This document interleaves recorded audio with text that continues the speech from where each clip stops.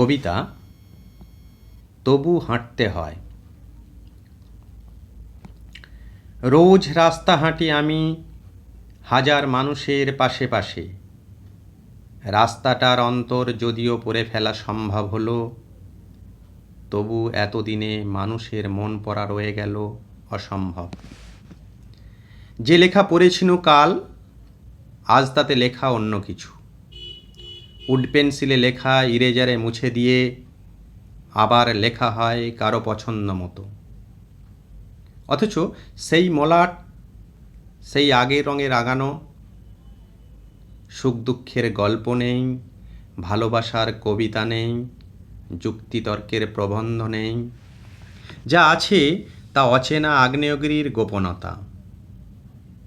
কে জানে কখন জ্বলে ওঠে তার গহন। কি দুর্বোধ্য আজও সহযাত্রীর সহচলন। এই সব দেখে কতদিন ভালো থাকা যায়? তবু ভালো আছি বলে একসাথে হাঁটি, হাঁটতে হয় সেই রাস্তায়।